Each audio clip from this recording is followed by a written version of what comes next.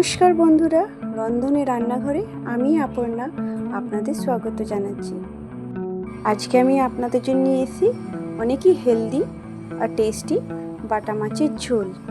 এই ঝোলটা আমি অনেক ফ্রেশ ভেজিটেবলস আর ফ্রেশ মাছ দিয়ে বানিয়েছি। এরকম বানিয়ে দেখবেন, আপনাদের খুবই সুস্বাদু লাগবে মাছের ঝোলটা। বন্ধুরা, আমার চ্যানেলে এইরকমই নতুন নতুন রেসিপি পেতে চাইলে আমার চ্যানেলটাকে প্লিজ সাবস্ক্রাইব করে দেবেন, ভালো লাগলে লাইক দেবেন, রেসিপি কেমন লাগছে অবশ্যই কমেন্ট করে জানাবেন। তো চলুন বানিয়ে ফেলি। ঝোল বানানোর জন্য আমি এখানে উপকরণ নিয়েছি আলু, বরবটি, ঝিঙে, পটল, পেঁপে, গাজর, টমেটো আর কাঁচা লঙ্কা। আর নিয়েছি এখানে বড় সাইজের 3টে বাটা মাছ। প্রথমে গ্যাসের ফ্লেমটা অন করে কড়াটা বসিয়ে কড়ার মধ্যে সর্ষের তেল দিয়ে দিলাম। তেলটাকে একটু ভালোভাবে গরম করে নেব। তেলটা গরম হয়ে গেলেই এবার তেলের মধ্যে প্রথমে মাছগুলোকে ভেজে নেব। মাছগুলো একদিক ভাজা হয়ে গেছে, আর একদিক ভেজে নিচ্ছি। মাছগুলো দুদিকই ভাজা হয়ে গেছে। এরপর মাছগুলোকে এক এক করে তুলে নেব। তো চলুন দেখে নিই কী করে মাছের ঝোলটা বানাই। মাছটা ভাজার পর কড়ার মধ্যে তেলটা বেঁচে গেছে। ওই তেলের মধ্যে আমি 5 ফোড়ন, তেজপাতা আর শুকনো একটা লঙ্কা দিয়ে দিলাম। আর দিয়ে দিলাম এখানে আমরা ভাজার জন্য আলু আর পটল। আলু আর পটলটার সাথে এবার দিয়ে দিলাম কেটে রাখা বরবটি আর গাজর। এবার এইগুলো সব দিয়ে ভালোভাবে ভাজবো কিছুক্ষণ।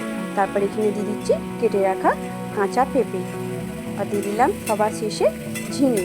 এইগুলো সব দিয়ে ভালোভাবে ভেজে নেব। আনাজগুলো সব ভালোভাবে ভাজা হয়ে যাওয়ার পর এখানে অল্প পরিমাণে আদা বাটা দিলাম। তারপর এখানে দিয়ে দেবো একটা কেটে রাখা টমেটো, আর দিয়ে দেবো এখানে 2টো কাঁচা লঙ্কা। কাঁচা লঙ্কাগুলোকে আমি মাঝখান থেকে চিড়ে নিচ্ছি। এবার এইগুলো সব দেওয়ার পর এবার দিয়ে দিলাম 1 চামচ হলুদ গুঁড়ো, 1 চামচ জিরে গুঁড়ো আর 1 চামচ ধনে গুঁড়ো, আর দিয়ে দেবো স্বাদ অনুযায়ী লবণ। এবার এইগুলো সব দিয়ে ভালোভাবে আনাজগুলোর সাথে কষে নেব। কিছুক্ষণ কষে নেওয়ার পর এবার এখানে আমি অ্যাড করে দিচ্ছি গরম জল। এবার গরম জলটা দিয়ে কিছুক্ষণ আনাজগুলোকে সেদ্ধ হতে দেবো। এবার এখানে আমি চাপা দিয়ে দিলাম। 10 মিনিট পর চাপাটা খুলে দেখি ঝোলটা ভালোভাবে ফুটে গেছে আর সব আনাজগুলো প্রায় সেদ্ধ হয়ে এসেছে।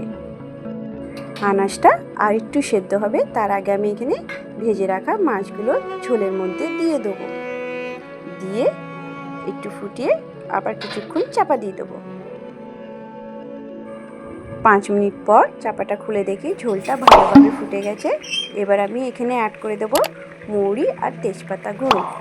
মৌরি আর তেজপাতা গুঁড়ো দিয়ে 1 মিনিট ঝোলটাকে ফুটিয়ে নিয়ে এবার গ্যাসের ফ্লেমটাকে অফ করে দেবো। এখানে আমাদের বাটা মাছ দিয়ে ঝোল, হেলদি ঝোল রেডি হয়ে গেছে। ধন্যবাদ আমার ভিডিওটা পুরো দেখার জন্য।